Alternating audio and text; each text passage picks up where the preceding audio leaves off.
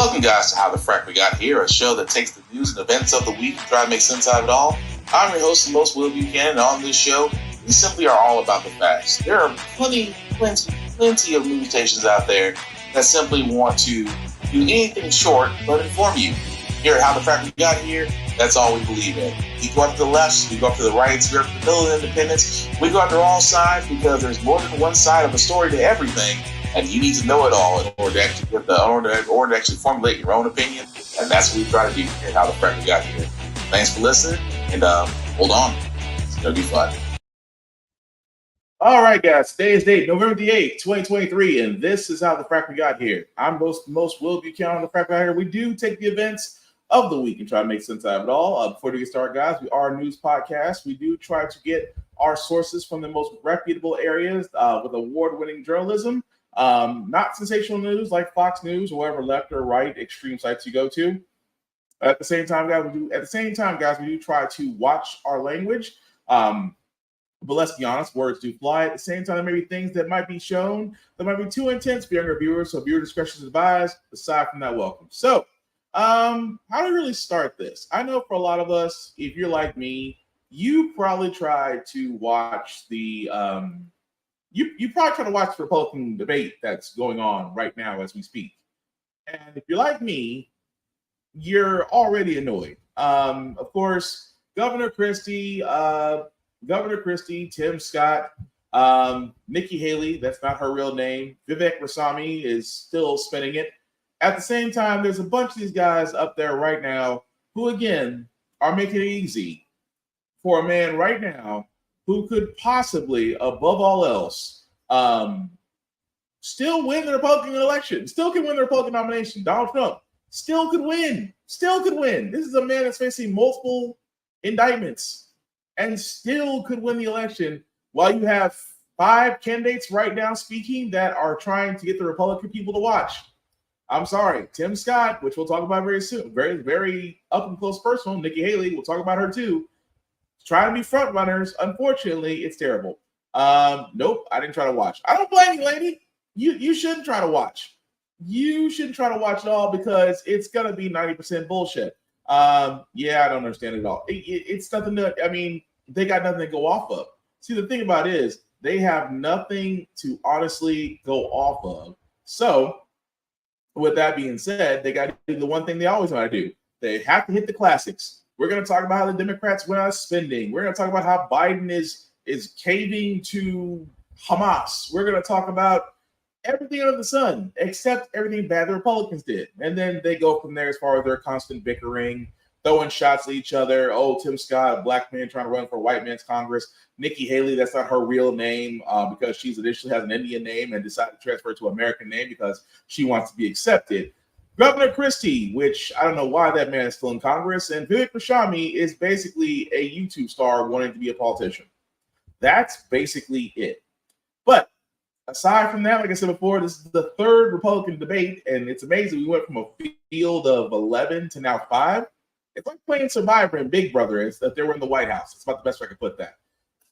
Anyway, there is some news we do got to cover, guys, because again, I did talk about the Israel-Hamas war. I can say this as many times as humanly possible. Please do your research. Namely put, because if you do your research, there is a clear indication of who is the victim and who is the oppressor. And after I did mine, I realized Israel is not the victim they claim it to be. Because there is a lot of information that is being definitely shuttered out there. I highly implore you, because again, there's a lot more going on. There's a lot more history in the Middle East than you may have found out in history books or in your classes. Trust me, the more you find out, the more your opinion of Israel will change. But because it's the Holy Land, the Promised Land, the so-called quote-unquote Christians, aka GOP, and some modern Democrats, for some reason, have to defend it. I don't know why. But anyway, but if you speak again, but here's the one thing. If you speak out against Israel, they like to censor you, like they did with Rashida Tlaib, a representative who just because of a measure that was brought up by crazy ass Marjorie Taylor Greene and enough Republicans and Democrats voted to have this woman censored.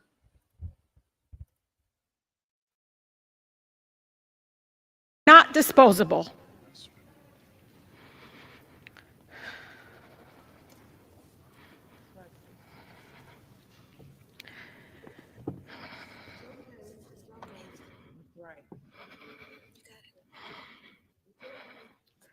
We are human beings,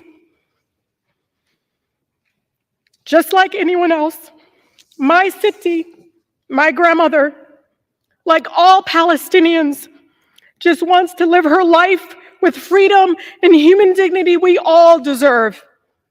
Speaking up to save lives, Mr. Chair, no matter faith, no matter ethnicity, should not be controversial in this chamber.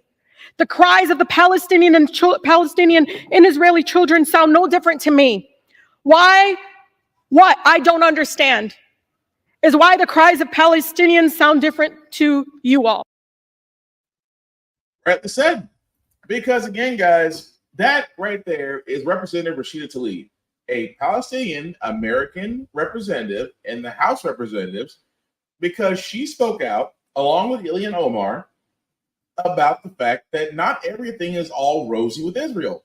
That the fact that Israel was the one that did the strikes, the fact that Israel was the one that's currently occupying areas that did move certain Palestinians into 3 different areas. The Gaza Strip, which you've probably heard a lot in your lifetime, is one of those places.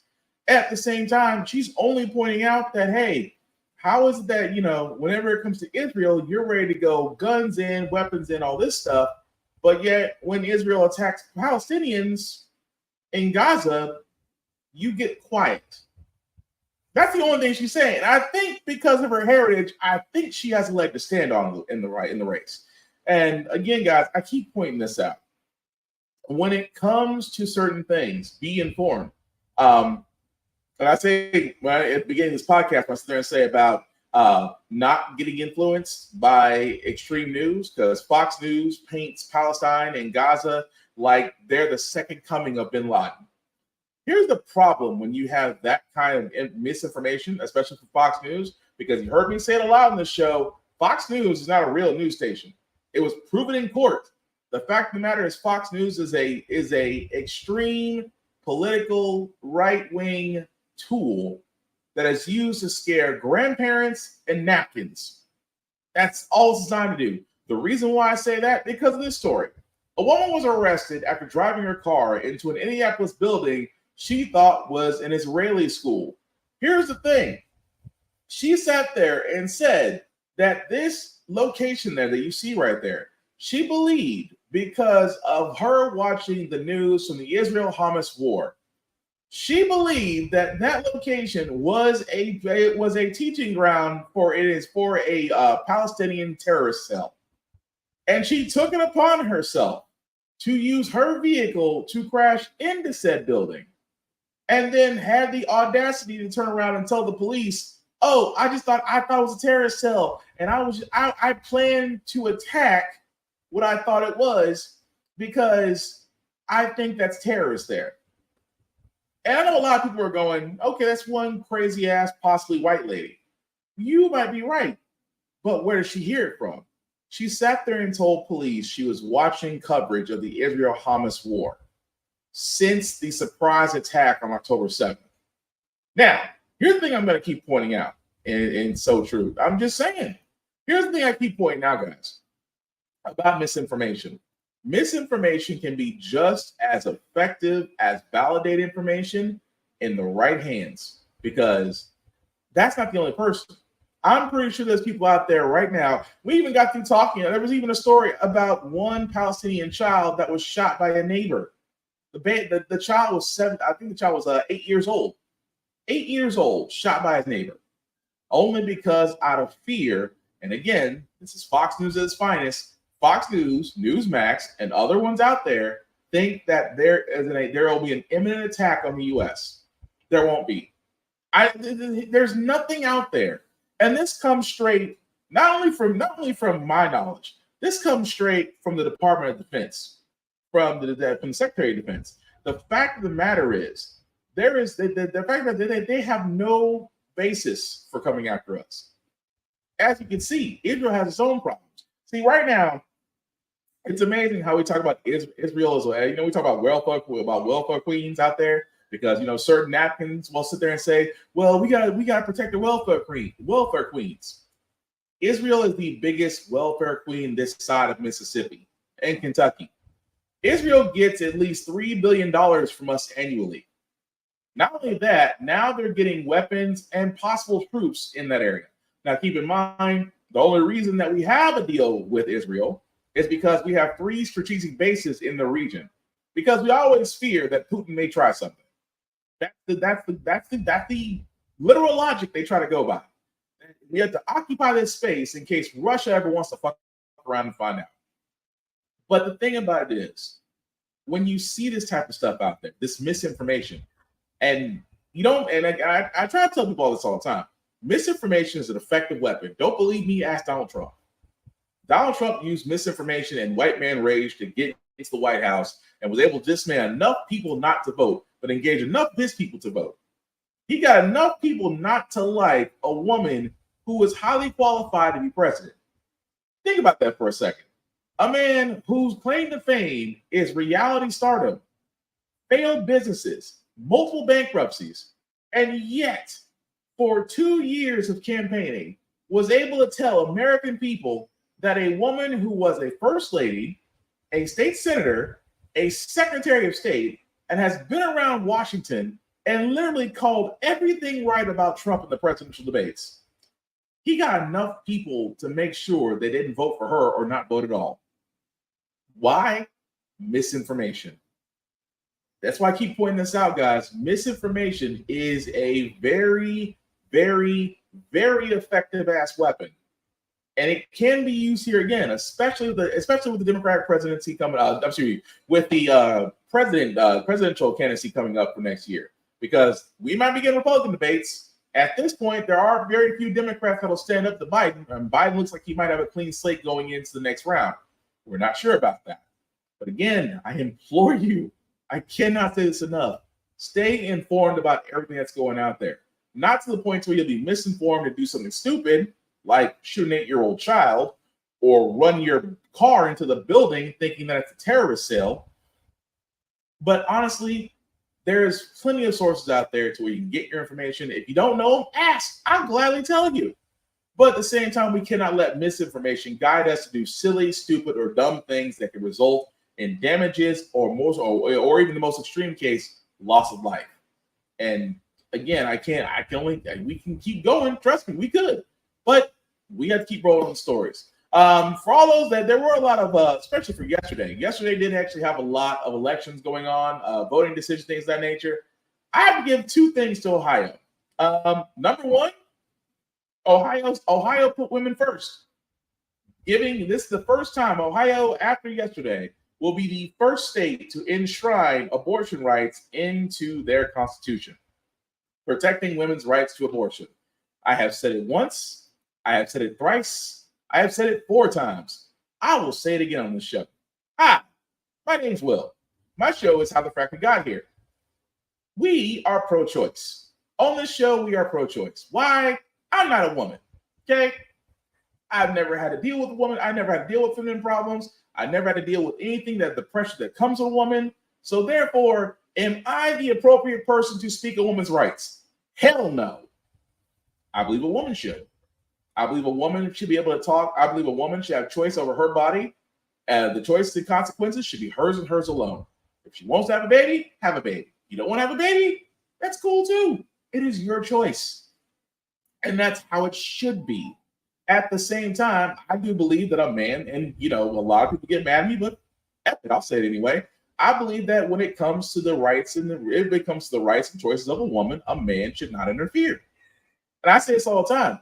If a man feels like he can interfere on a woman's body choices, switch that shit around and see what happens. I guarantee you will have men rioting in the streets. That's all I'm saying. But again, I love the fact that we are in an age. Oh, thank you, Lenny. We are definitely in an age where a lot of people say, "Well, what about the bubble? Well, we're about the lie." I said every time I hear this, my mind goes straight to George Carlin. You're not pro-life. You're pro-choice. I'm sorry. You're not pro-life. You're pro-birth. You're pro-birth. That's exactly what you are. because once that baby is born, you can care less what happens. Case in point, for all those people that care about babies being born, why is it that our adoption centers are full of children? Hello? I mean, that's the thing I keep pointing out. If you care about young children so much, why are adoption centers full to the brim? Why is every adoption agency out there in the U.S. religious-based? Why is it that same-sex couples have to jump through more hoops than heterosexual couples to basically be able to sit there and say, we will be great parents? Why is it that, the pro-life people always seem to show up to intervene on a woman's body because they believe that literally the fetus needs to be spoke up to? But you know what's so funny? Once a child's born, you can't find them. Can't find them. They'll sit there and say, it's almost like here in Tennessee. Here in Tennessee, and this is why I point this out, just today, our state legislator voted against taking federal dollars to pay for student lunches. You want to know the reasoning? The reasoning is because their test grades have dropped dramatically. I cannot make this up.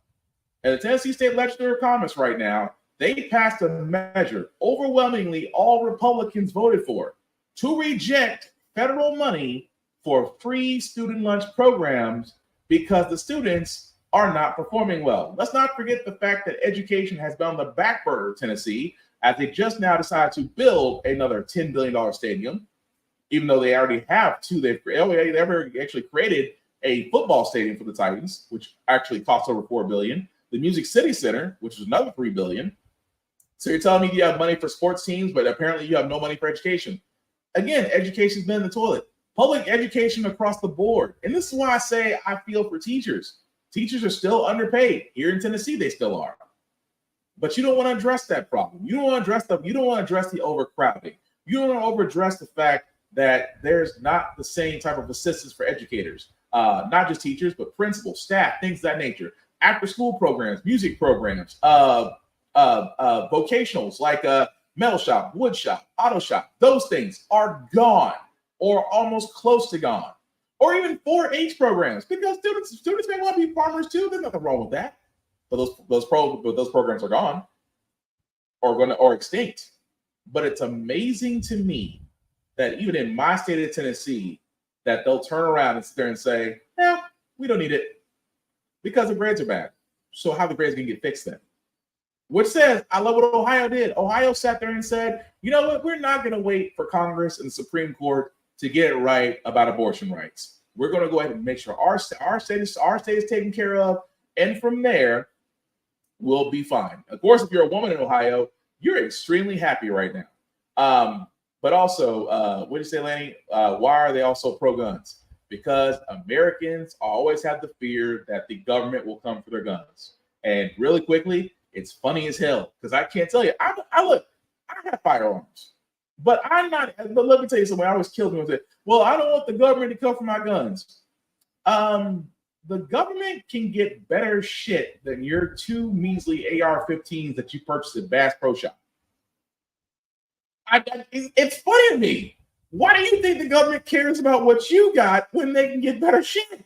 The logic makes no sense to me. But at the same time, that's another Republican tactic. That if we ever talk about gun laws or gun registration, what's the first thing they always sit there and say? Oh, they're coming for your guns. Barack Obama, when he was president, the black man's coming for your guns. Oh, if only. That would really scare the shit out of some of you napkins. It really, truly would. But again, I digress. But going back to Ohio for a second. Abortion rights wasn't the only thing Ohio got right. Ohio is going to get high. What I mean by that is Ohio actually, again, another measure that went out yesterday was that they voted to legalize recreational marijuana in Ohio. It overwhelmingly passed. So what that means is, kids, for all those that are paying attention to the places where you can go smoke weed in the U.S., let me bring up a picture real quick. So as you can see right here, guys, this is, of course, all the states that you see in dark green are medical and recreational. Of course, the light green is medical. So if you haven't noticed, Ohio has basically voted for medical and recreational. So in other words, Ohio just became the new Colorado, which means that, again, very soon, within the next year or so, I think, well, sorry, not within the next year, because Ohio law is going to go into effect 30 days after their election. So 30 days from now, Ohio will be able to sell, grow, and pay taxes on weed. Congratulations, Ohio. You just made a lot of people in your country and your state very happy. Now, don't get me wrong. I am not a weed smoker. I'm not. I got plenty of friends who are. I will always be an advocate for cannabis, not just because of the fact that it helps out a lot of people. It is a great alternative to the high-priced anxiety medications and OxyContin and painkillers they try to put people on. It helps people out with PTSD. And out of that, the plant itself has a lot of mechanical and technological capabilities. But because of the war on drugs and because of some napkins out there, they believe that, marijuana is the gateway drug to hard drugs. Yet fentanyl, meth, and everything else under the sun seems to be getting a lot more coverage. But, blame weed. But I wanted to point that out, guys, because out of all 50 states, 38 states right now have some basis of medical marijuana or recreational. Again, I've got nothing against it. I think it's freaking great. But at the same time, people will sit there and argue, well, what's so great about weed smokers? Money. I point this out, and again, the reason why I point this out because I want someone to say I'm wrong. Every state that has ever legalized marijuana has never had a loss in their financial books. They haven't had a loss. Colorado is giving away money. New Mexico giving away money. Ohio, I will call inside 3 years. We'll be giving away money to other states. Why? Because the sales on recreational marijuana. People out there just want to relax, and I can't knock them for that.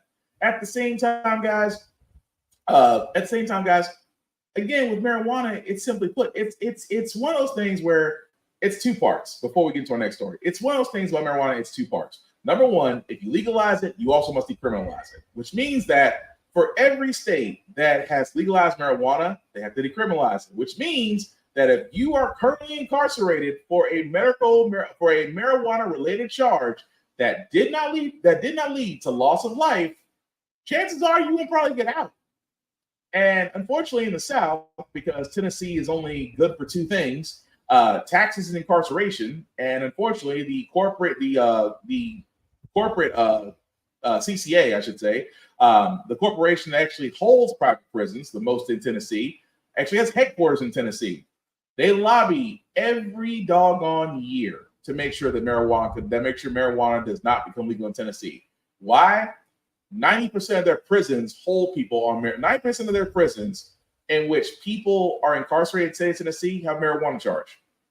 Imagine what would happen if Tennessee decriminalized marijuana. CCA would go out of business.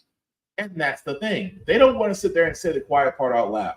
That if we legalize marijuana, that goodbye to the very popular, to the very lucrative incarceration system that states and corporations have had that have made money on. Again, CCA being one of them. But I digress. Congratulations, Ohio. Y'all guys got two things right. So I can't sit there and complain. Again, it'd be a great time to invest in weed companies. That's all I'm saying. Wait, Laney, y'all would get stopped and frisked. To a certain, that's the thing though. They could to a certain extent, but legalizing it means that they can't stop you for it anymore. Now, again, that's not saying you could have copious amounts. You are allowed a certain amount when you're out and about. Let's not pull a Leon Lett and have almost 900 pounds of marijuana in your car. That's all I'm saying. But I'm glad you did bring up pro guns, Laney, because the next story I got, guys, is basically about the Supreme Court doing something it should have done a long time ago, reviewing the fact that those that were in domestic violence cases having access to firearms. Gee, it only took us till 2023 to actually get that on the docket.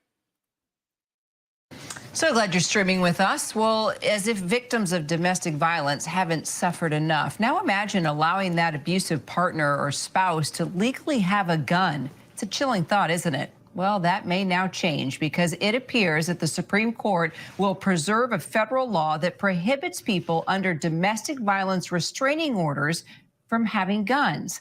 Let's bring in our senior Washington correspondent, Devin Dwyer, for more on this case. So this is definitely one of those blockbuster cases of the year. One of the we're biggest, paying close attention to. One of the biggest cases of the year, very close attention, Kira. This was a major test of one of the most popular gun restrictions in the country. It's been on the books for 30 years, and it's a federal law that prohibits anyone under a domestic violence restraining order from buying a gun. Those records are fed into the background check system, and you can't buy a gun.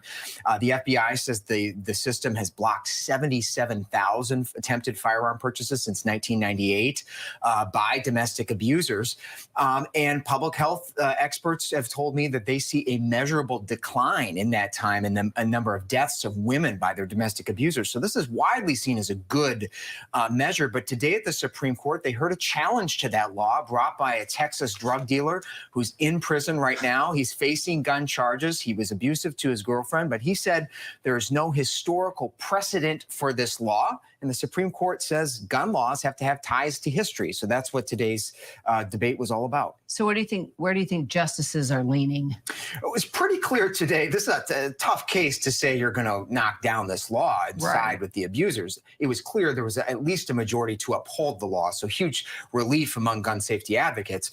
But how narrow do they keep this? It did seem that the conservative justices, Justice Barrett, Justice Kavanaugh, were inclined to keep the law in place, but do it narrowly, without violating the rights of what the gun rights groups say are nonviolent people that are getting swept up in this. They presented the case of divorce courts and rushed disputes between a husband and wife, and the judge just saying orders against both of you. And so the other side's argument is that this process doesn't allow effective due process. You don't get a chance to have your say in court. There's no conviction involved here. It's some family court judge slapping a protective order on two people and you can't have a gun. They say the women should be able to get a gun. Sometimes they can't. But that argument didn't seem to hold water today at the court. And I expected it not to. Again, this is for this to be brought up, guys. Initially, for all those that don't know, if you do have a domestic violence case on you, whether it led to something, whether it's just a single case or it led to something more extreme, when you try to go for a gun, 9 times out of 10 you're blacklisted because of the fact of your domestic violence case. Now, the reason why it's going to the Supreme Court, and I still can't believe I'm saying this, is that, as you heard in the story, a drug dealer who's currently on trial is challenging the law and saying that, okay, so you can't have a gun law without some history behind it. Really? Second Amendment ring a bell? Second Amendment is the greatest example of a gun law that did not have history tied behind it. When the Second Amendment was created, they pretty much sat there and said, hey, we basically don't want to be England, meaning that we don't want to be a tyrannical government that's going to oppress its people. We want to give the people the ability to defend themselves. And so the Second Amendment was created. That's it. That's all the history. At the same time, as we progress forward and that we start to do a lot more about how gun laws are handled, how legislation goes into place, that yes, if you are part of a domestic violence case, 9 times out of 10, you should not have a firearm. And usually that's been okay. I mean, sometimes they've been questioned or they've been appealed. And of course, as the journalist said, it goes into far litigation But here's the problem I have with this, is that the simple fact of the matter is, because the Supreme Court has surprised us this year, they surprised us, overturning Roe versus Wade. I won't say completely destroying affirmative action, but pretty much crippling it for college admission. Which, by the way, I'm going to be very not PC about this. You do understand that 5 Asians are the reason why affirmative action for college acceptance is gone. 5 Asians who couldn't get into an Ivy League school and claimed that it was. They claimed they weren't given a fair shot because of their heritage. Yes, and that's the reason why the Supreme Court sat there and said, you know what? Let's cut that off. And people don't, and it's funny when people say, well, that just affects college admissions. No, it does not. It affects everyone, especially if you are a diversity hire. And we all know who diversity hires are. And if you're one of them, with that law gone, that does not prevent a company from letting you go out of fear of not getting sued, just simply put, because that part of the law is no longer there.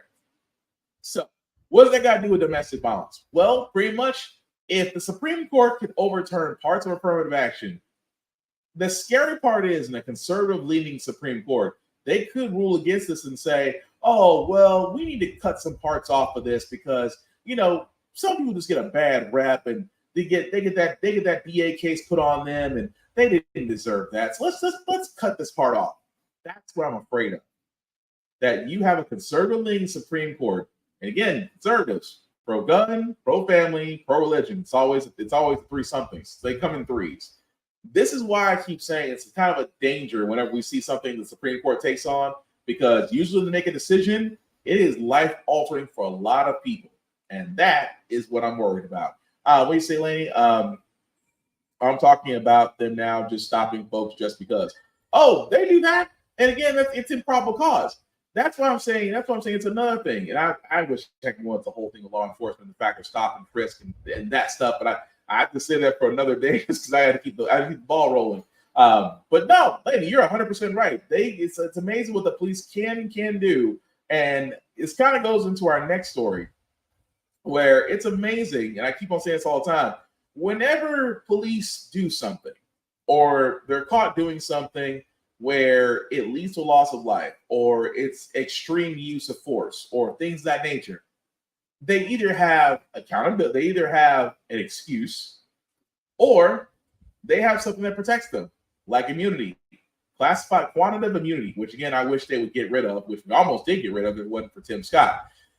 The reason why I bring this up, guys, Elijah McClain, for all those that don't remember, quick recap, because this did happen last year. Elijah McClain was an African-American that was walking home, detained by two officers. One officer put him in a chokehold while two EMTs gave him a dose of ketamine. For all those that don't know, ketamine is a heavily powerful sedative. They usually give that shit to larger animals, not really to humans. Well, the reason why I'm talking about this, guys, is that yes, Elijah McClain did die, and did die, of course, from the ketamine dose and the complications of that. The officers themselves were again just having their trial. The two officers did get on trial. Unfortunately, a jury found them not guilty of the murder of Elijah McClain. So right now you have two officers. Again, this is on body cam footage. Body cam footage, everything else. Those two officers right now have been acquitted of all charges. The two EMTs that did deliver the dose to Elijah, their case still coming up, but two officers who stopped this man for no reason, who basically cornered him for no reason, put him in restraints and a chokehold for no reason. Those two same officers now are pretty much allowed to go back, allowed to go protect and serve. They are. The mother, of course, disappointed, understandably so. She still, along with her lawyers, are hoping the DOJ will get involved, as they should. But it is amazing to me that people keep on telling me, because I have to think about law enforcement. It's called F the police. But it is amazing whenever law enforcement gets involved and a loss of life by an African American is done, what the usual go-tos? Oh, did you comply? Did he listen? Was he a threat? Why didn't he do everything the police? They do these straw man arguments because they have nothing else to go by. Because we have plenty of cases where Black men have complied and died. Black men have not complied, and the officers took it a little bit too far. We've seen where officers got the wrong man and still killed him, and those same officers got to walk.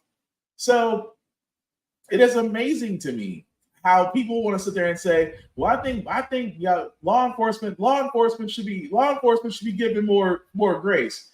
No, law enforcement needs to be held accountable. When you and again, I've said it before. I've said law enforcement around Nashville. Tell me I'm wrong. The fact that number one, the law enforcement in America is woefully needed reform. You train longer to be a plumber, a nail technician, or an IT tech person longer than you train for an officer. Most officers train for 6 months in the academy and they're out and about serving. Most officers have been trained to shoot to kill. Most officers have been trained to detain the threat or eliminate the threat. Most officers have never been taught de-escalation skills or how to recognize special needs or how to recognize those that may have mental instabilities. None of that training's been done. They have been trained and told to detain the threat and use lethal force if necessary.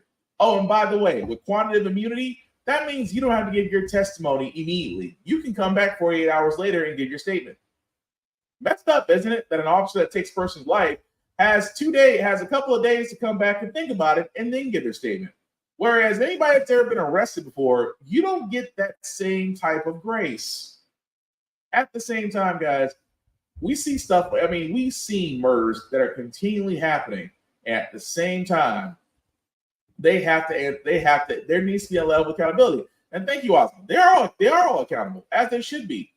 But at the same time, when it comes to the fact of getting justice for these black men that have been killed for no reason outside of an officer's need to be a dick, screams volumes. Even more so when you find out officers when we find out the true nature of officers, instead of them losing everything, they're allowed to quit. Like, say an officer that decided that I'm going to text racist things about people and I'm not going to say anything until I'm caught. Happened to this guy. No longer on the force after authorities say they discovered racist texts that he sent to a colleague. That other person is on administrative leave pending an investigation. The texts were uncovered during a separate probe. Here's ABC's Melissa Adon. Tonight, a 6-year veteran of the San Jose Police Department is off the force after authorities say he sent multiple texts containing racist slurs to a colleague. In a statement on Friday, the police chief saying Officer Mark McNamara is no longer employed with the city and calling the text disgusting. Authorities releasing 10 pages of text between an unidentified coworker and McNamara that shows McNamara making racist remarks. In one text, McNamara, who is white, says, "I hate black people." The discovery surfacing in the last days and hours during an unrelated criminal investigation, according to police. Some of those texts appearing to refer to an incident in March 2022. The officer shooting Keon Green 4 times after Green backed out of a restaurant holding a gun that he had wrestled from an armed suspect during a fight. It hurts me and it scares me to know how much hate a person can have in their heart. Tonight, Green's lawyer is demanding accountability, claiming the texts are not an isolated incident. We also call for McNamara to be decertified as a police officer. He should not have the honor of ever carrying a badge and gun on behalf or in the community's name. Tonight, the San Jose Police Officers Association saying in a statement, if these allegations are true, then this individual must face the sternest consequences possible, adding racism and those who perpetrate it have no place in our city and no place in law enforcement. Lindsay, that union says McNamara resigned from the force. Meanwhile, authorities say the person who received those texts is a current employee, but now on administrative leave. Well, welcome to How to Cover Your Tracks 101. That's all I can say. Welcome to How to Cover Your Tracks 101, gentlemen and ladies. Why are we surprised? The fact that, oh, by the way, I just got found out that I don't like black people and those texts are now public. I'm going to resign. You know why he says that? You know why most officers resign before anything else happens? Number one, they get to keep their pension. Number two, they get to keep their certification. Like the man was saying, like the lawyer was saying in the video, a police officer, as long as they're certified, can pretty much work in any form of law enforcement across the U.S. That's the reason why he was going for decertification, which basically meant that, hey, you cannot work as a cop anywhere. However, I don't know if I want a cop that texts, "I hate all black people," and it's a wee bit trigger happy. I don't want him protecting and serving. But at the same time, you saw in the video, you really saw in the video how quickly they turned around and was like, oh, well, if this is true. What do you mean if this is true? You wouldn't be reporting it if it was. At the same time, look at, I'm going to say before, if you don't believe something, look at the histories of that past individual. Shot a black person that was actually trying to do the right thing and wrestle a gun away from an intruder only to turn around and get shot by a trigger-happy cop who decided to shoot first and ask questions later. At the same time, this is the same cop that may have tendencies. Like I said, when these cops get put under the internet, the scope of the internet, Twitter and every other place will be like, hey, man, do your thing. And we find out more about these officers than they didn't want the world to know about. But I keep saying this all the time, guys. For the simple fact of the matter, there is one good way to solve all this. Number one, you want to attack the problem, but you also want to attack the money. What I mean by that is the police pension fund. If we tie the police pension fund and we basically use that as a payout system to the victims and the victims' families, I guarantee less of the stuff will happen. Because the last thing an officer wants gone is his pension. And if his pension is used to pay for another person's mistakes, that will drop dramatically. But at the same time, we have to get rid of things like quantum immunity. We have to get rid of this thing that seems to be assumed that every time law enforcement does something right, they're justified until proven incorrect. Whereas in this case, that's exactly what they did.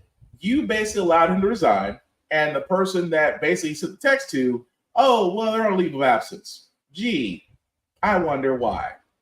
But at the same time, you're going to tell me that law enforcement is completely okay with us, but they're pretty much still using us as target practice. Again, if you wasn't sure about me the first time, I'll say it again, F the police. Moving on. Trump, how can you say, let me tell you this really quickly, guys. If you are not following the Trump trial in Manhattan, number one, it is a definite ray of sunshine to see Trump not do what he always does. At the same time, he looks like a depressed toddler when he doesn't get his way. And so far, this trial in Manhattan is not going his way, especially when his ex-wife pretty much threw him under the bus. We have breaking news now. Things are getting heated between former President Trump and the judge as Trump testifies in the civil fraud trial against him, his older sons, and his business. The judge is visibly frustrated with Trump's answers, telling him, quote, "This is not a political rally. This is a courtroom." The judge has even demanded that Trump's lawyers, quote, "control their client." And keep in mind, this judge has already ruled Trump and his adult sons are liable for using false and misleading statements to conduct business. Now Trump's testimony could determine how they'll be penalized. Let's bring in ABC News executive editorial producer John Santucci, ABC News chief Washington correspondent John Karl, and ABC News legal contributor Shauna Lloyd, as well as ABC News senior reporter Catherine Falders for more. John Santucci, what is Trump doing here that has the judge so frustrated? Well, he's answering the questions, but then he's adding on a lot more. He's attacking the attorney general. He is attacking the judge. He's just making these offhanded comments. And what's interesting, and a note from our Olivia Rubin, who's sitting in the courtroom watching it all play out in real time, her reporting right now is that Trump is doing it, not raising his voice, clearly aggravating the judge at multiple points. The judge saying this is not a political forum. Stop giving speeches. He is striking comments from Donald Trump on the record, and Donald Trump smiling, enjoying what he's doing, clearly getting under the judge's skin. And look, we know from what our reporting has shown over the last couple of days that Donald Trump has grown angry and angrier about this case. We know that he did a prep session last night in Trump Tower before heading down to that courtroom. And as one source had said to me, Diane, that there's going to be two Donald Trumps that show up. One is just going to answer the questions and behave, or the other guy. And so far, less than an hour in, I think the other guy has clearly shown up and is clearly getting under this judge's skin. And it's still funny. Again, this you can actually watch the trial, but it's amazing now that Donald Trump failed president-in-chief. I used to call him President Dorito for the last 2 years on this podcast. Failed commander-in-chief, multiple lawsuits, 3 federal indictments, and still somehow the front runner for the Republican nomination. But in court right now because he cooked the books. His COO for his Trump organization already pleaded guilty, served time. So if that tells you anything, matter of time. But to see Trump sit there and look like a dejected 5-year-old because he didn't get his snacks is possibly the most funniest thing to watch. But Again, guys, I keep saying this all the time. Even with his Manhattan trial, even with his Georgia trial, which he tried to basically overturn the votes there, even with his Mar-a-Lago, when they came in and took documents he wasn't supposed to have, even though he thought he could have, even with his sexual harassment case, which, by the way, ruled against him in his favor. And that's just, that's 4 cases. 4 cases this man's following on, 3 of them federal indictments. And the reason why I say I keep hanging on federal indictments, because, again, if one of those federal indictments was to go against Trump and he's convicted, he's disqualified from being a presidential candidate, which would make the very same people that were just on the Republican debate not too long ago very happy. Although they'll probably make a lot of Trump MAGA fans mad because, you know, they still believe somehow Trump is still the president, even though it's MAGA fans. Let's just leave it at that. Boy, you say it makes my heart warm and fuzzy to see him and hear him pissed. Yes, I feel bad for the lawyer. The lawyer, whoever is Trump's lawyer right now, who are lawyers, let's be honest. Number one, I hope you're getting paid, which I have to think so, because people are wondering how is Trump paying for his legal bills. He keeps fleecing his flock. People still keep giving him money. The PACs keep giving him money. At this point, the only thing keeping him flush is his flock. He's pretty much like your everyday preacher that has a mega church and is driving a Bentley and everybody else is driving 4 Pintos. Somebody's getting screwed over. That's all I'm saying. But again, this shouldn't be surprising that he just might go under. He might, but it's fun to watch on the way down. But speaking of his political opponents, which I wanted to get to really quickly, because I cannot stress this much about Uncle Tom / Tim Scott. Tim Scott, again, the only black man in the GOP, the only black man on the GOP running for the GOP nomination, is going to say, and I wish I could make this up, he wants America to focus less on race. I wish I could make this up. Presidential hopeful Tim Scott says that while he has talked about his openly on race, he believes that talking about race divides America more. He believes that because of critical race theory and other indoctrinated studies, such as African American studies, have led people to be very divisive on race, and therefore we weren't looking at race as heavily until these 2 things came along. You got to be, and forgive my language, you got to be fucking kidding me. Really? And it's amazing to me that Tim Scott, again, I call him Uncle Tom because Tim Scott is what, you know what Tim Scott is? Tim Scott is the Michael Orr of the blind side to GOP people. What I mean by that is he's their trophy black kid. Oh, he came from a single parent household in South Carolina. They didn't have a lot, but he pulled himself up by his bootstraps. He got a college education. He was able to run and get one of the very few Senate seats in South Carolina as a black man, as a Republican. He made his mama proud. He's exactly what we hoped you black people would do.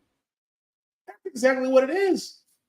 But Tim Scott, again, a man who might as well just be a napkin dipped in chocolate and shit, is going to sit there and tell us, Americans, we need to stop talking about race. This is a man who realized his campaign is not doing as well as he hoped, which I wouldn't be too far gone to sit there and say that Tim Scott may actually be suspending his campaign. The reason being is, well, white people are not going to vote for you. It's the one of the things I want to say so bad to him if I ever had the chance. What makes you think white people will vote for you? Especially on the GOP side. Oh, you kissed up to Trump. Yeah, but Trump endorsed. You notice that everybody Trump endorses has either lost or been in jail. And at the same time, you want to turn around and say, well, I like Tim Scott. He's a good man. Wait, Trump endorsed you? You might as well go ahead and hang it up now. But I don't expect Tim Scott. I mean, I'm surprised Tim Scott got this far for the third Republican debate. Again, the man has something to stand on. You know what Tim Scott's latest plan was? I keep bringing this up. You understand that Tim Scott, during the United Auto Workers strike, has sat there and quoted GOP's Jesus, Ronald Reagan, and sat there and said, if workers should strike, they should be fired. The UAW actually filed a complaint against him for that, as they should, because he does not believe in unions. He doesn't believe in anything but the free market capitalism of America. They talk about it like it's the holy spirit of the US. They really do. And again, with Tim Scott, again, he believes that, when it comes to education, that educators don't know what they're talking about, that parents should have more control over what is being taught to their kids. You can do that. It's called homeschool. You can teach whatever you want at home. But parents, unless you have a background education, unless you have actually taught a curriculum, unless you have actually presided over a school as a principal, maybe you should have a seat and shut the fuck up. But again, it's Tim Scott. Why are we surprised? The fact that he still thinks he can get a nomination from an all-white party is amazing to me. But he's not the only one. Nikki Haley, that's not her real name.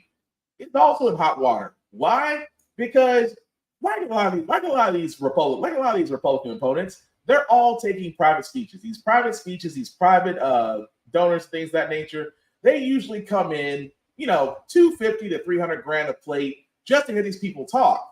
Nikki Haley has sat there and said, I am not going to say what I've been saying in these private locations. And if you're a voter, that should kind of piss you off. Because the reason why I bring that up, does anybody remember Mitt Romney and his 47%? Mitt Romney, again, a man who may have won against Barack Obama.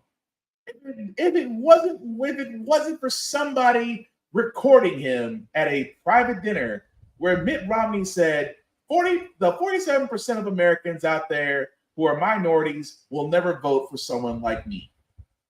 And when that got out, Mitt Romney had to sit there and say, well, yeah, that's about right.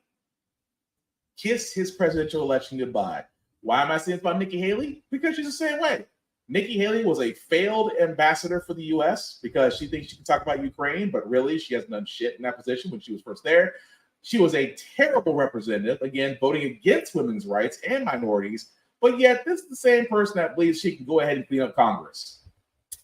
Right. And I'm a virgin. Hey, Kira. Looks like I came out of a pivotal moment. You kind of did. But I point this out, guys. When it comes to these Republican candidates, again, do your research. I'm only saying this for a simple point because I'm looking at it from the outside in. These are all people right now on debate that is still happening right now, as far as I know, because they're not debating against anybody on that stage. They're debating somebody who looks like an angry 5-year-old in court right now. That's it. They have to beat Trump, and Trump has yet to go to a debate. But as dumb and as old and as decrepit as he sounds, he made one good comment the entire time when asked about the debates. Why do I need to go? I'm leading in the polls. And before the debate, he was still leading in the polls, which goes to show you the feel of the GOP right now is that your choices are a black man that wants to be a white man, a Indian woman that changed her name to an American woman and wants to be accepted as an American white woman, Governor Christie, which, again, this is a man that flip-flopped worse than Mitt Romney, Vivek Ramaswamy, which is basically the next Donald Trump. They just, he wasn't a reality star. He just came out of nowhere. But those are your choices now. Because America's creepiest Christian, Mike Pence, dropped out. But that's the reason why Trump is sitting pretty. He's like, I don't have to attend an election. You guys got to beat me. And right now, my cult of crazy people will still vote for me and give me money. That alone should scream volumes about everything that's going on. Really should. But the last two couple stories, guys, we get to our feel-good segment. Again, it is amazing to me that we go back to the war, that we are coming up again on a funding issue. President Biden wants to send a $14 billion package to the Ukraine and to Israel to fight both wars. Republicans have sat there and said, yeah, so if you want that, we got to talk about immigration. That's exactly the level. And I keep pointing this out for all those who keep saying, oh, Will, there's smart conservatives out there. Really? Because they're not elected. Because again, with the wars going on, I can understand Ukraine to a certain point. I cannot understand Israel. But Biden, because of all the times I've disagreed with him as a president, I just think that if you have $14 billion to send off to war, I think you can shave off student loans. I think you can raise the minimum wage. I think you can give another stimulus checks out. I think you can help out your own people first before you help out foreigners. That's all I'm saying. But Republicans, of all people, want to stand and say, well, if you're going to get this, we got to fix immigration. You ever notice that conservatives are always the main ones crying about immigration? We can't let those brown people over here. Why? Why is it that you can't let them over here? Well, because they're rapists. Who told you that? Well, they're terrorists. Who told you that? At the same time, we have more immigrants here who, by the way, started businesses, have actually organized voting, have done the jobs that a lot of people don't want to do. Last time I checked, the napkins don't like farming much, especially when you see what they got to do. At the same time, what is the whole thing? We keep on talking about the American dream. We keep talking about Ellis Island out there in New York. Give me your tires, you're poor. And, I can go, isn't that what's on Ellis Island? The first sentence, give me your tire, you're poor, you're going to live to breathe free. Isn't that what's on Ellis Island right now? And at the same time, conservatives are trying to train the laws out. Even when we had a resurgence from Mexico going into Texas, New Mexico, and California, we decided to build a fence and send armies. What we should have done was send medical immigration lawyers and judges. Because much like the VA system, the immigration system is broken. At the same time, until it is fixed, they're going to keep bringing this thing up like an Uno reverse card. And trust me, the GOP doesn't want immigration fixed. Because you know what happens? You get immigration fixed? You get legalized citizens who vote. And of course, the only time immigrants have ever voted against their interests was in Florida, where Governor Dictator Rick DeSantis was elected, and we all see how Florida regrets that decision terribly now. So, but they're going to hold this spending bill, saying that we're not going to agree to this until we get some laws in the books. Now, I know you guys are saying, well, this is just about the war. Here's the problem: the spending bill, which funds Congress, is coming back up very soon.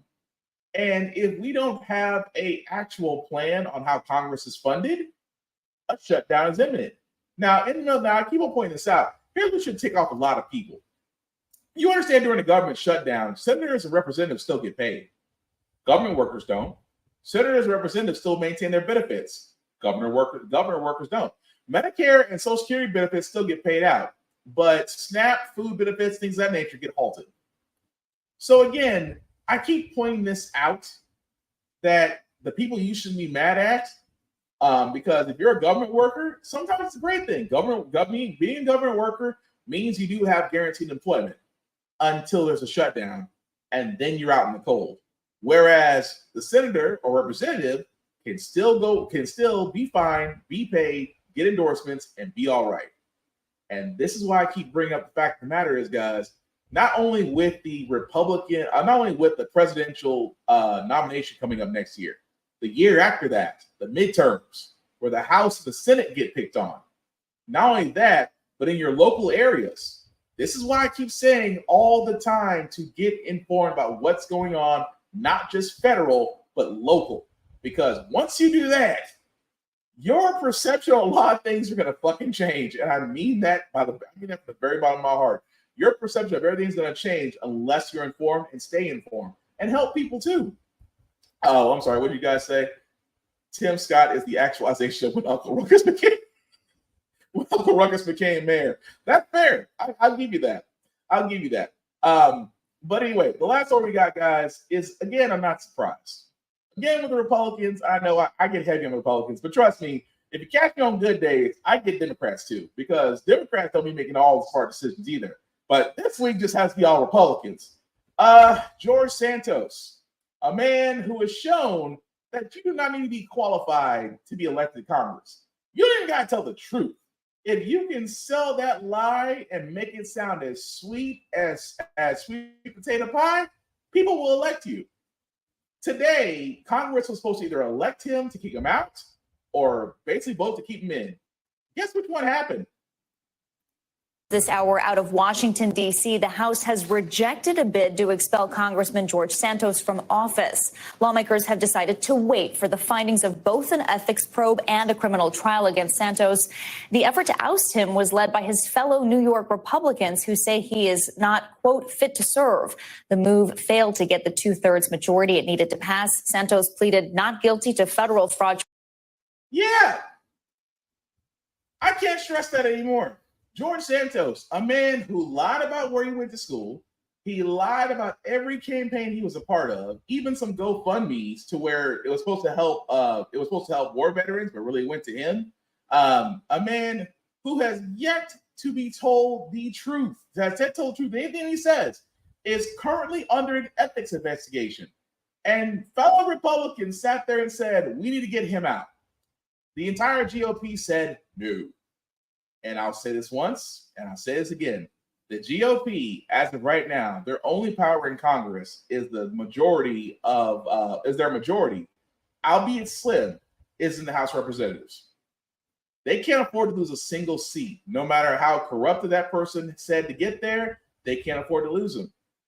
Now, once this ethics investigation is over, the vote can be brought up again. But unless this man has done, again, there's only two ways he can be removed. The Speaker of the House could bring a vote to have him removed, or the crimes the Ethics Committee finds have to be so heinous that they have to override the Speaker of the House and immediately Capitol Police have to remove him from office. That's the only two ways he can be out.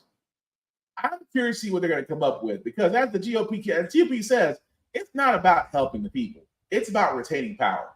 So we really shouldn't be surprised by that. That's all I'm saying.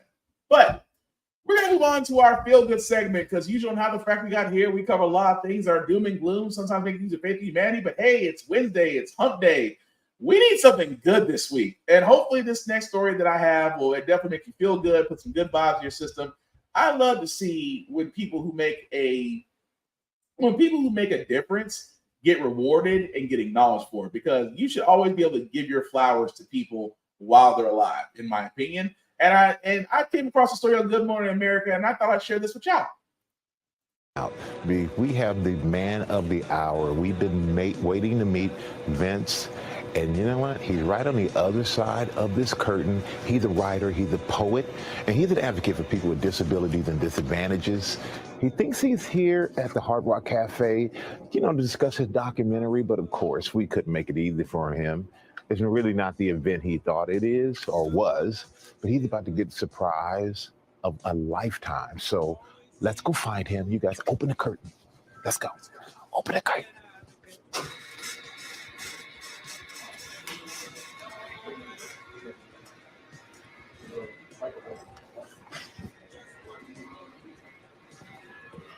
Vince Pierce, Michael Strahan. Oh, is that you? That's me. Vince, I'm coming to you. Stay right there. I'm coming to you. I've been waiting to meet you. Oh, I have been waiting to meet you. How you doing, my friend? Great to see you. Likewise. I just want you to know you're here, you're Hard Rock, got your documentary, all these stuff going on. You think you're here for that? I'll be honest with you. It's kind of an elaborate plan that we had just to get you here, because you see the camera, wave to America. Wave to America right there. All right. You know what? You're on Good Morning America right now. Right. Live audience. They're looking at you, seeing your handsome face. So how you feeling? A little surprised? Very. Very surprised? Well, you know what? You're such a great guy, man. You're doing so much for so many people that we want to celebrate you. But we want to thank our friends here at Hard Rock for helping us get you here and making you think that you're here for something else that you're not. But right now, I'm going to steal you away We're going to go across the street to our Times Square studio because we want to celebrate you. A lot of people over there want to see you. You ready to go? Let's go. All right, let's do it. Okay, so how are you feeling right now since the surprise is wearing off? Feeling great. I'm feeling great. You still have no idea what's coming, do you? Nah. He has no idea, which is good. That means it's a good surprise. Well, in true GMA fashion, we have more surprises in store for you, and you're not here alone. You're not by yourself. Guys, everybody, come on out.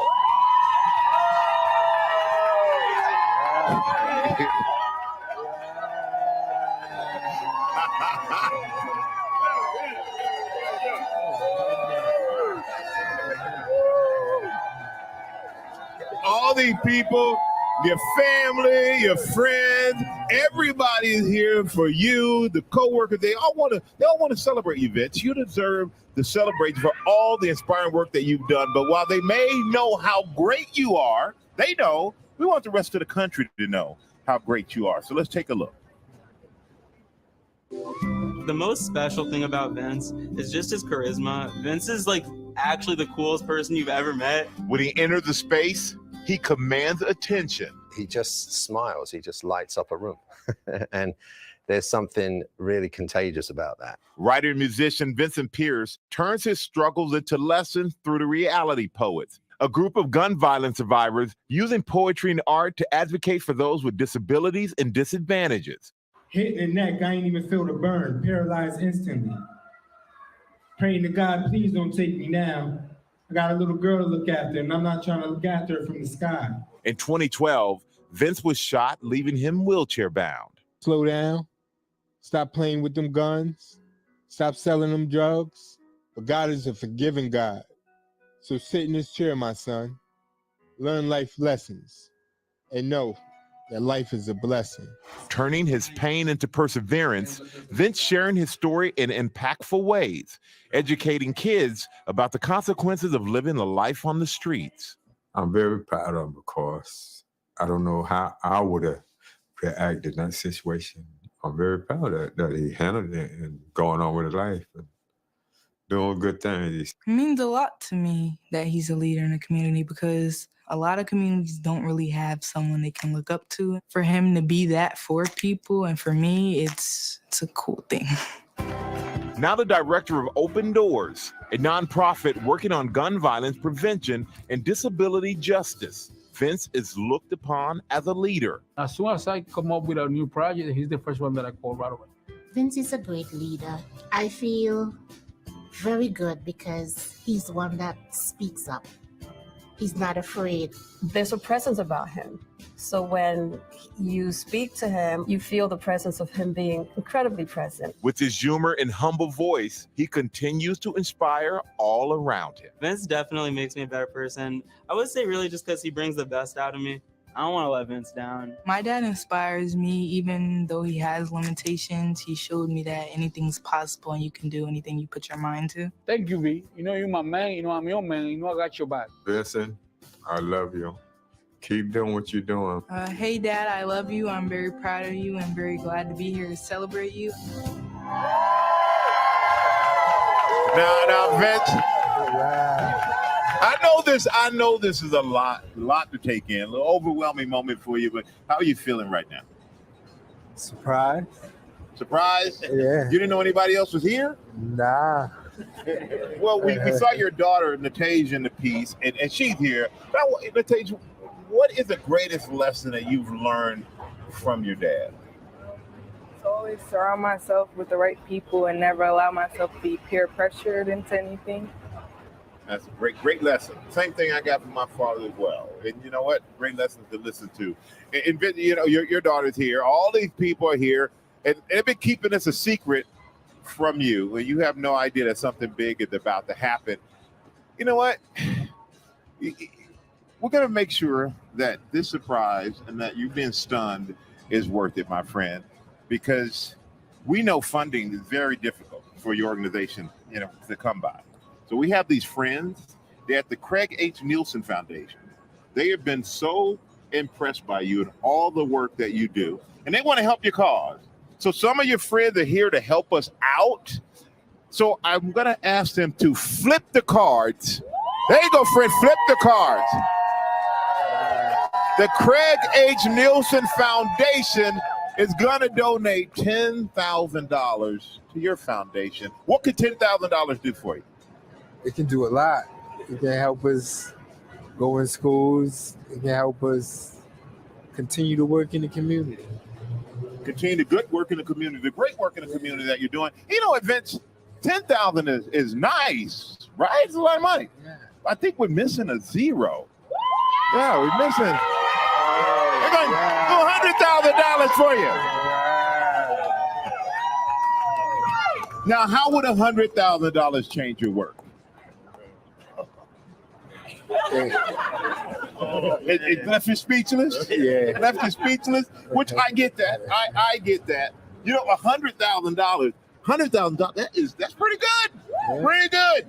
But hold on. I'm hold on. Hearing something from the control room. Vince, take a look at the jumbotron up there. But wait, there's more.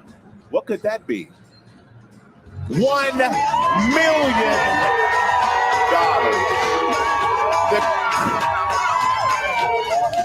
The Craig H. Nielsen Foundation is going to give you $1 million because they always look for leaders who want to improve the world for spinal cord injuries, and they want to support you in your mission of what you're doing, Vince. The $1 million is going to you and your foundation. So, how is it? You thought 10,000 was helping, 100,000 was helping. How is $1 million going to change your mission and going to change your life and really help your foundation and all the work you do? Man, I can't even. Yeah, I'm lost for words. You know, I can understand. It can really help us, help my fellow team. Yeah. It can really, yeah. Well, you know what? I understand your loss for words, but I can tell the past you have, because the first thing you thought about, you looked at what you call your team over here. We're so grateful that you all are here. And everything that you're doing is amazing work. And you should be very proud. You have a beautiful daughter who you're passing all these great lessons on to. And there are people at home watching GMA this morning who are learning so much about you, but also learning so much about the hard work and the great work that you're doing to help so many other people out there. So Vince, we celebrate you. You deserve this $1 million. And it has been a special morning for us here with you and your family and your friends, Vince. And we really appreciate you. And we want everybody at home to learn more about you and what you do. And you know what? You can check out the documentary featuring Vince called Fire Through Dry Grass. It premieres on October the 30th. Vince Pierce, thank you, my friend. Thank you all for coming out here. Appreciate you helping us celebrate Vince. Now up to you guys in the studio. I don't care what nobody says. Number one, that is a great piece. And damn it, Laney, you beat me to it. Vince Pierce, which again, his special is on PBS. You can still watch it, even though it was October 30th. I know it's a little outdated, but it's still out there for you to watch. Let me say the best. Look, I don't know what Mr. Pierce was on, but my man was late. Oh, if you was having a bad day, you wouldn't know. But again, I just want to give, like I said, we have to start giving flowers and props to those out there that whatever they're doing, they're making an impact. And he definitely was doing that. Yes, it was definitely incredibly heartwarming, especially the fact that, him being a community advocate, helping so many people, and getting a $1 million donation is a great thing. I keep saying this all the time, and I will not stop saying this. Give people their flowers to those that make an impact now. Don't wait till you see a casket. Actually tell them there's no harm in giving people their flowers now that we should be doing. But we definitely want to show Mr. Pierce off in that light. So that being said, guys, that's going to do it for this podcast. I do thank you all who liked, who watched, who shared this, commented. Lainey, Kira, Osmond, I certainly appreciate all of you guys. Some shameless plugs before we do get out of here. I do want to shout my boy Vaughn at Big BZA Dot. You can definitely catch him, Big BZA Dot, on all social media for beats, for skits, things of that nature. He actually has helped me out with some new music, which I do have to get up on this podcast eventually. But definitely check him out, Big VZA on all social media. Also, with that being said, guys, you guys like Netflix, Hulu, Amazon Prime? Ever get annoyed when they start pulling stuff, or my personal favorite, when they start jacking up prices? Ever wondered that why can you actually have something out there that is actually for the people? Well, I can tell you that right now. Blur Station. You can actually go here, blurrstation.com. Me and others have actually joined this place. Again, it is a place for us, by us, with new content, such as Issue 1, hosted by Hellspawn Cosplay, to actually get new creators out there to get their first issue published. Great things out there as well. Now, the beauty about Blur Station is, guys, right now is just for going on right now. If you were like, I'll click over here, we click to join now. It's $10.99 a month. Yes, $10.99 a month. It's the one thing about Blur Station, you can still get a membership and still get food. That's a big thing. You can't watch streams and not be hungry. You got to eat and stream at the same time. But if you guys do go to this, definitely pick on the Blurred's Eye View Affinity membership for me and my crew. From there, you can find my name under there or others. It does not matter who you select, as long as it's just letting you know that you show love. And the beauty thing about the Affinity membership, which I want to say really quickly, the Affinity membership basically means that for $10.99 a month, for 36 months, if you stick with us for 36 months, you will get something that Netflix, Amazon Prime, and Disney will never offer you: ownership. That's right. At 36 months, you get a piece of Blur Station. And trust me, it is growing, especially the fact that the SAG-AFTRA just actually reached a tentative deal with the